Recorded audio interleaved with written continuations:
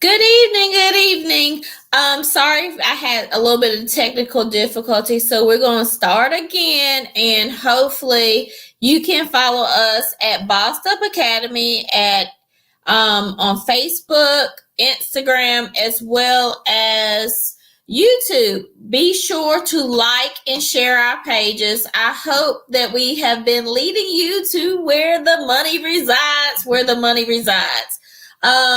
We want to talk about PPP2. I've been doing a lot of talking about, what qualifies you for PPP, but tonight I'm going to discuss with you round two, more money, more money, more money.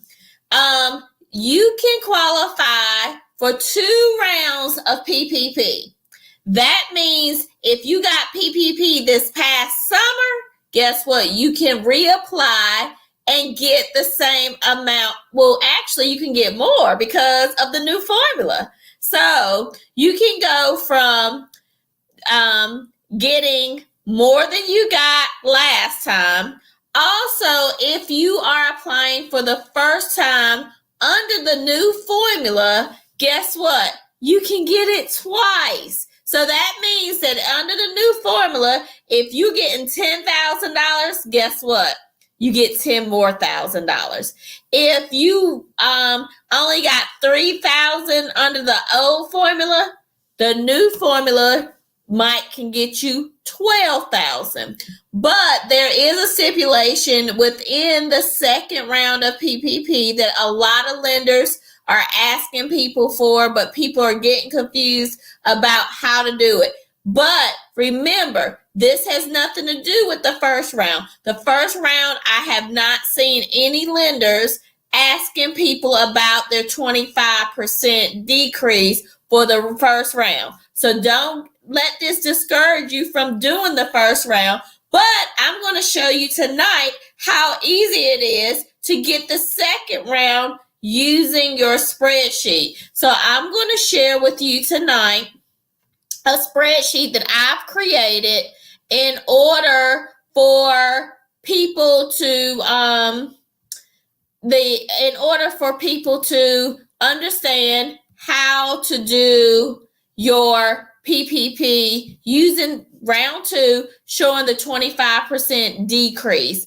So what I would do if I were you, I would if you're not keeping your books on, say, QuickBooks or one of those places, then I would suggest that you use your bank statements, your business bank statements, or whatever bank statements that you are contracted for hire to get your deposits. May it be commissions, may it be DoorDash, Uber Eats, whatever it is, and I will find out how much I made in 2019 for that company. So if you don't have it, then your deposit should reflect that. And it's based on your gross income. So you want to add up all your deposits that you got for, say, 2019.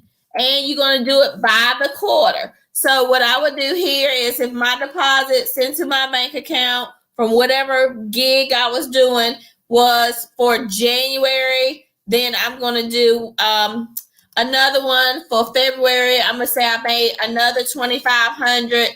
And then say in March of 2019, I had gross receipts.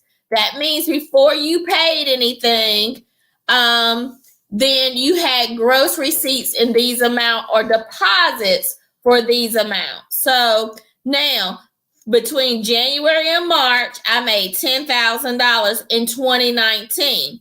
But I'm going to count my deposits for 2020 for the same time period, which is first quarter. January through March is the first quarter of the year. So I'm comparing, because remember, you only need one quarter to show a 25% decrease. So if I come in here and I made $2,500 in January, I made $2,500 again in in February. And then in March was when the pandemic hit. So I didn't make the $5,000 that I normally make.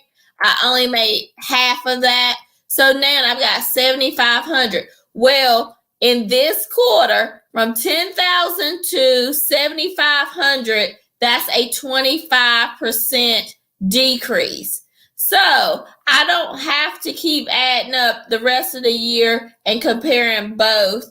So then that's how you do your comparison, either using your bank statements or your commission statements. So I would highly advise you to set up a spreadsheet. And if you want to email me at info@workerstobosses.com, I will send you an Excel spreadsheet that you can complete, and it will tell you which quarter of 2020 that you had a decrease. It does not have to be the entire year. So be mindful of that and get your round two. Remember that round two will get you either the same amount as round one or more money, depending on when you applied for the program. So then that way you can have double the money.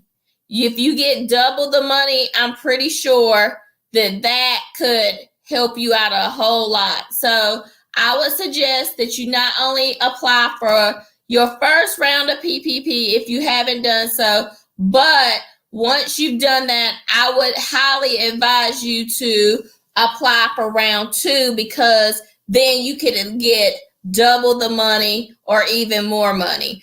Also, if you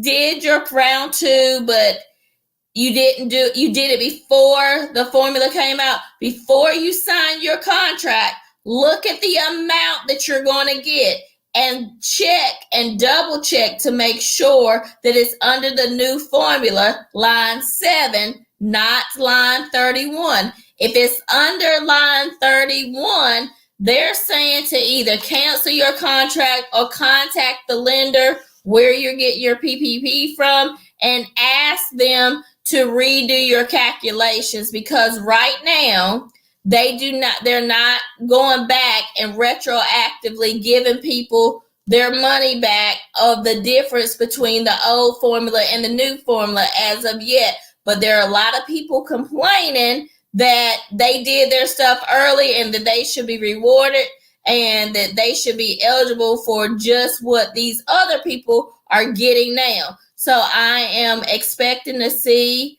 that they will make it right with the people that have already gotten round one and round two. So I highly encourage you to go after round two after you've done round one. And it doesn't matter when you did round one. It doesn't matter if you did round one last week or last summer. You are still eligible for round two as long as you have that 25% decrease in at least one quarter. It doesn't have to be for the entire year. At least one quarter when you compare 2019 to 2020. So I can't stress it enough. Apply for this money, because remember, this loan is a forgivable loan, which equals free money, which means you don't have to pay it back.